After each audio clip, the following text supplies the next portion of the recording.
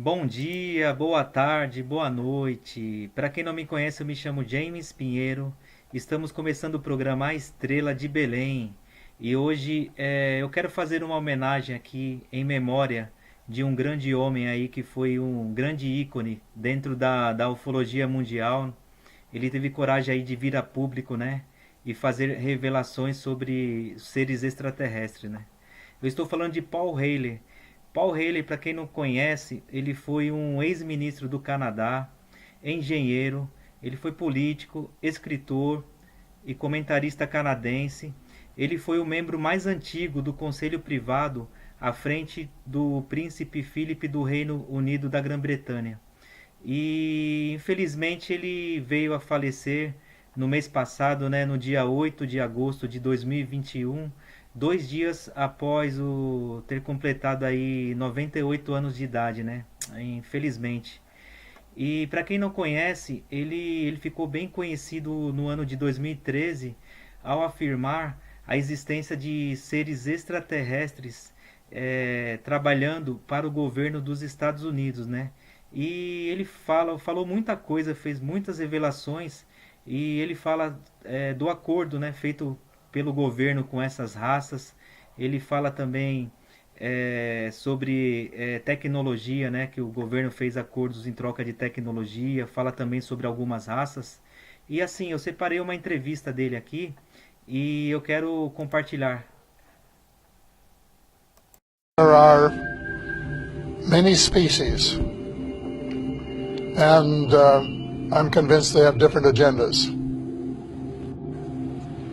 Just like maybe the United States, Russia, China might have different agendas. So if you say, well, what do Earthlings think? Well, who are you talking about? Are you talking about the Russians or the Americans or the Germans or who? And I think there have been face-to-face meetings, probably with species who look very much like humans.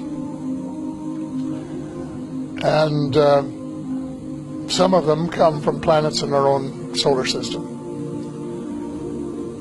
And they are people who could be walking down the corridors of the Pentagon and would be unrecognized. Then there are other species, such as the Greys, for example, which are very distinct in their looks. They're short, they have very large heads, very long arms, and very big eyes, and they're more like the ones that we usually see in the cartoons of extraterrestrials. They're not little green men, which we used to say, little green men from Mars, but they're short, dark-skinned, what they were designated as by the United States government, extraterrestrial biological entities, EBs. So the EBs, that group of them, look very different. And they may have an agenda which is quite different from some of the others, because there are different degrees of spirituality. And in the meantime, the MJ-12, this is the very small elite group that President Truman set up to manage the extraterrestrial file and to report directly to the president. They allegedly made a deal with the Greys to exchange technology and to allow them to do a limited number. That's a joke to say, but the deal was a limited number of abductions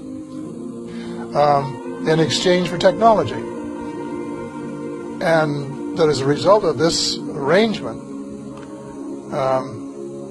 over the years, the United States has managed to what we call back engineer or replicate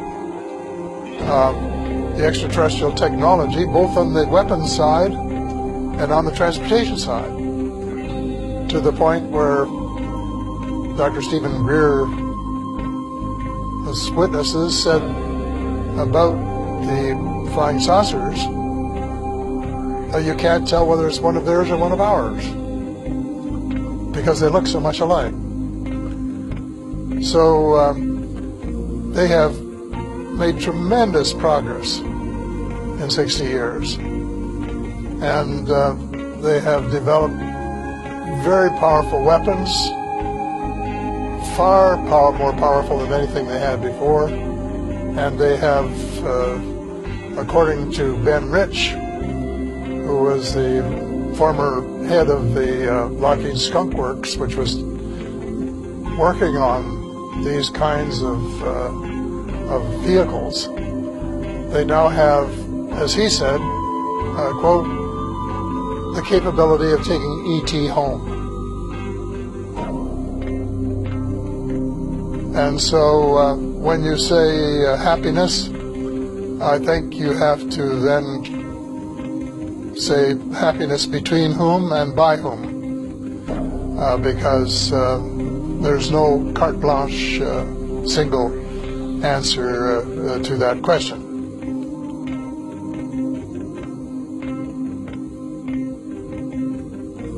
I know that there is some concern about one breed of reptilians, and that maybe they have some connection with the Greys. I don't know. But again, you can't, it's not carte blanche, because there are branches of the reptilians, and there are allegedly some good, positive creatures in this with that name.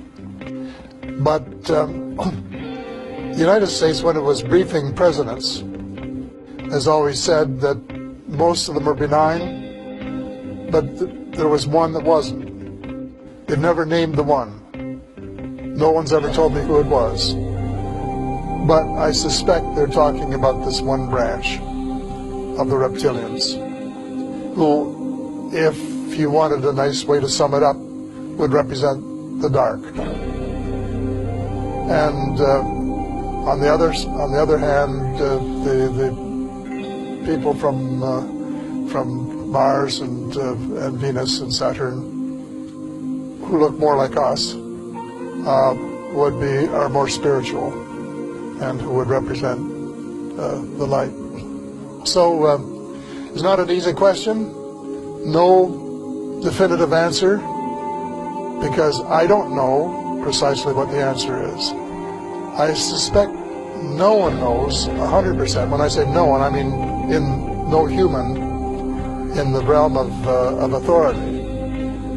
But there are certainly people in the United States cabal who have more information about the subject than any of the rest of us, because they have been collecting it assiduously for years and years, and they have probably had more contact with different groups over a longer period than just about anybody else. So they have a lot to disclose when we can get them to disclose it.